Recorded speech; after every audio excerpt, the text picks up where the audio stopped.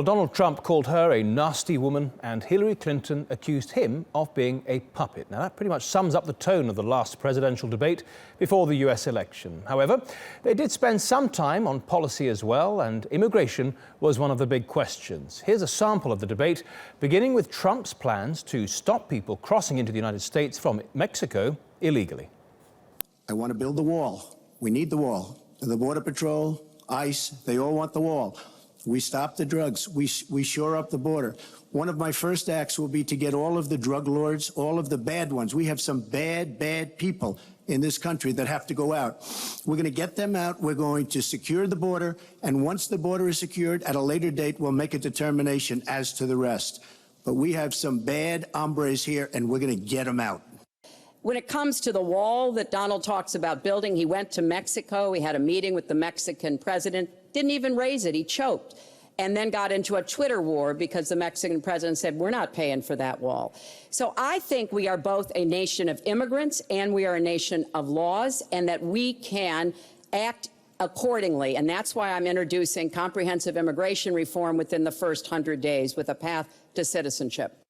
Well, for more on this, we're joined by Craig Copetas, our editor-at-large. He is in Paris. Craig, bad hombres, we're going to get them out. Let's take a look at this for a moment. How many illegal immigrants or so-called undocumented migrants are there in the United States? And just how realistic is it to force them to leave? Well, the other politically correct word is unauthorized immigrants. But whatever you call them, there's a little over 11 million of them. And 52% of them, according to Pew, are Mexican. They are not in the United States legally. However, they pay in the neighborhood of $12 billion a year in state and local taxes. They also contribute around $13 billion to payroll tax benefit plans that they'll never be able to benefit from because they are not there legally, although they pay into it. Now, Trump's plan is quite frankly un-American. Americans don't do what Trump is saying. And it would be too expensive. The cost of deportation, according to the American Action Forum, would be somewhere between $400 and $600 billion, and it would take 20 years. It would also shave close to 6% off of economic growth. And America has tried to do things like this during World War II, rounding up Japanese and putting them in internment camps, and it always turns out bad. Craig, just let's turn to Clinton's Mm-hmm. plan. Just tell us, what's the difference between Clinton and Trump's plans for all these people then? Well, as Hillary Clinton says, go to my website, and if you do, you won't really find a plan. Clinton wants what she called in the speech to Goldman Sachs, quote, open borders.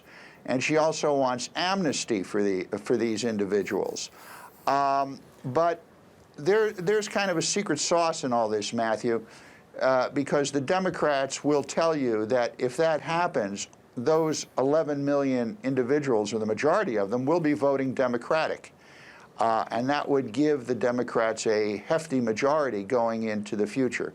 Any way you look at this, it's a swamp of anger and often contradictory statistics. It's a very political subject and a political decision that could have, impact on the elections going forward then, Craig.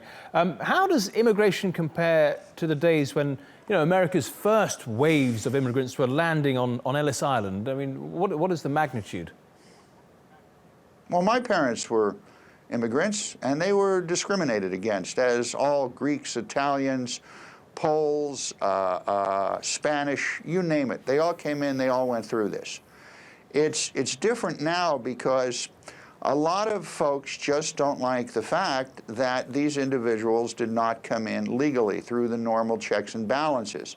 There's also a lot of yelling and screaming about the fact that they claim that the majority of these individuals refused to learn English, when back in the day when my forefathers went to the United States, they would not speak Sicilian or Greek at home because they wanted the children to learn English. This happened in a lot of homes.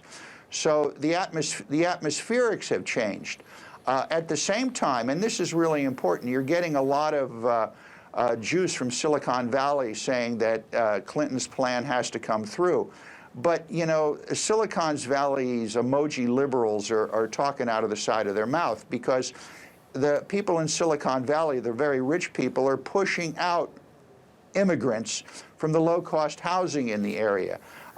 They're making rents very high, and there is a lot of public anger amongst the so-called Silicon Valley community that these people should not be in their backyard. So right. as long as they're in someone else's backyard, it's fine. All right, Craig, that's It's often an the ugly way. situation, Matthew. Okay, Craig Yeah, it Copetas is, in sadly. Paris. Thank you.